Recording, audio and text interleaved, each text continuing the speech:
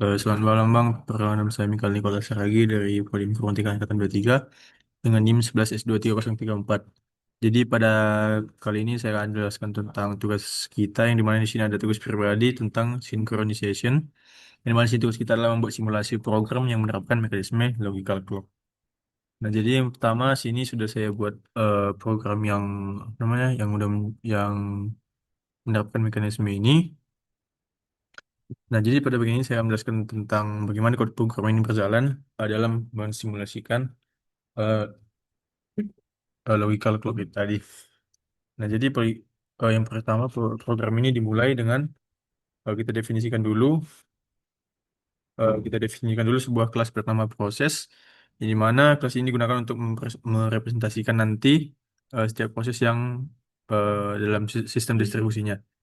Lalu dalam ini juga ada dua atribut utama, yaitu name sebagai identitas proses dan juga ada clock sebagai waktu logisnya. Jadi di sini nilai clocknya itu kita atur sebagai 0 karena kita benar. Nah, selanjutnya sini ada posisi internal event. Ini digunakan untuk mensimulasikan kejadian internal dalam suatu proses, yaitu kejadian yang tidak dapat melibatkan proses lain. Lalu ada fungsi send message yang dimana ini gunanya untuk nanti untuk mengirimkan suatu proses mengirim pesan ke proses yang lain. Nah, jadi sebelum pesan itu dikirim, maka clock akan ditambah satu terlebih dahulu. Nah, setelah itu nanti maka nilai clocknya itu akan dikembalikan sebagai timestamp apa namanya sebagai timestamp yang akan dikirim ke proses penerimanya. Jadi setiap pesan itu nanti akan membawa informasi dari pengirimnya. Lalu yang selanjutnya itu ada fungsi receive message yang mana ini gunanya untuk menerima message. Yang mana ini digunakan untuk eh, dalam fungsi ini nanti ada logical utama yaitu logical clock itu tadi ya. Jadi ini adalah logical process yang membandingkan clock lokal dan juga timestamp yang diterima. Nah, kemudian nanti clock lokal ini akan diperbarui dengan mengambil nilai maksimum dari keduanya lalu ditambah satu. Nah, dengan tujuan adalah untuk menjaga urutan kejadian agar tetap konsisten secara logis. Setelah itu kita masuk ke bagian simulasi, yang mana ini run simulation ini gunanya untuk skenario simulasi yang sudah diatur secara berurutan. Pertama dibuat tiga objek yaitu proses P1, P2, dan P3. Kemudian simulasi dijalankan dengan beberapa kejadian. Nah, jadi sini nanti P1 terlebih dahulu melakukan aksi internal. Nah, setelah P1 mengirim pesan ke P2, maka nanti dia akan mendapatkan P1-nya itu naik dan timestamp dikirim ke P2. Secara terpisah nanti P3-nya juga akan melakukan kejadian internal juga yang menunjukkan bahwa proses lain bisa berjalan tanpa saling bergantung. Lalu, lalu yang selanjutnya sini ketika P2-nya itu menerima pesan dari P1, P2 akan menyesuaikan clock-nya dan juga menggunakan aturan uh, lam lampor tadi. Nah, disinilah terlihat nanti kayak mana nanti komunikasi antara proses bisa mempengaruhi waktunya. Nah, selanjutnya P2 mengirim pesan ke P3 dan P3 akan menyesuaikan clock-nya juga saat menerima pesannya. Nanti biasanya juga sini akan terjadi peningkatan clock juga yang cukup besar karena dia harus mengikuti urutan kejadian yang udah terjadi atau yang sebelumnya. Lalu yang terakhir nanti sini P1 melakukan aksi internal lagi. Nah, setelah semua prosesnya itu nanti selesai, maka nanti program ini akan menampilkan nilai akhir dari masing-masing clocknya. Nah, dari semua code ini bisa kita lihat bagaimana cara menambah clock pada setiap kejadiannya. Lalu untuk bagian outputnya bisa kita lihat sini. Nah, jadi sini P1 melakukan kejadian internal sehingga P1 menjadi satu.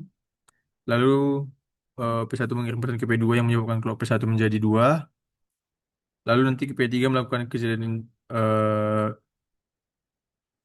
P3 melakukan kejadian internal lagi. Nah, sehingga nanti clock P3 itu menjadi satu. Nah, pada tahap ini terlihat bahwa P3-nya itu tidak terpengaruh oleh aktivitas dari si P1 tadi. Jadi ini menunjukkan kayak kalau misalnya sistem kita itu bersifat terdistribusi dan juga prosesnya itu dapat berjalan secara independen atau sendiri. Nah, setelah P2-nya itu menerima pesan dari P1 dengan timestamp 2, maka karena clock P2-nya itu tadi kan awalnya adalah 0 karena kita mulai dari 0, maka akan dilakukan perhitungan menggunakan aturan Lamport tadi. Nah, jadi hasilnya itu nanti adalah max 0,2 tambah 1 sama dengan 3. Nah, sehingga clock P2 itu menjadi 3 di sini. Nah, selanjutnya di P2 itu mengirim pesan ke P3 yang membuat clock P2 menjadi meningkat menjadi 4 dan nilai tersebut dikirimkan ke P3 sebagai timestamp-nya. Nah, ketika P3 ini menerima pesan dari P2 dengan timestamp 4, terjadi penyesuaian clock di sini. Yang dimana clock P3 yang awalnya 1 di sini menjadi 5 karena lonjak ini dihitung dari fungsi max yang kita definisikan yaitu 1,4 tambah 1 sama dengan 5. Nah, jadi lonjakan ini menunjukkan bahwa P3-nya itu harus mengejar urutan kejadian yang sudah terjadi di P2-nya supaya nanti eh, tetap konsisten untuk semua urutannya. Lalu yang terakhir, P1 itu kembali melakukan kejadian internal sehingga kalau P1-nya meningkat menjadi dari 2 menjadi 3. Nah, jadi pada akhir simulasi ini kita bisa lihat sini P1-nya itu menjadi 3, P2-nya 4, dan juga P3-nya 5. Nah, jadi dari hasil analisis ini bisa kita lihat setiap prosesnya itu memiliki nilai clock yang berbeda, tergantung pada jumlah kejadian dan juga interaksi yang dilakukan oleh setiap kejadiannya. Nah, jadi selain itu juga kita bisa lihat di sini bahwa setiap kali terjadi komunikasi antar prosesnya itu, clock itu akan disesuaikan untuk menjaga urutan kejadian tetap supaya tetap benar. Nah, jadi output ini bisa kita bilang dia menunjukkan bahwa logical clock, lampu logical clock yang kita buat tadi udah berhasil menjaga hubungan sebab akibat dan antar prosesnya meskipun tidak menggunakan waktu nyata atau jam global. Jadi mungkin sekian presentasi dari saya, Bang. Jika ada kesalahan kata saya mohon maaf. Terima kasih.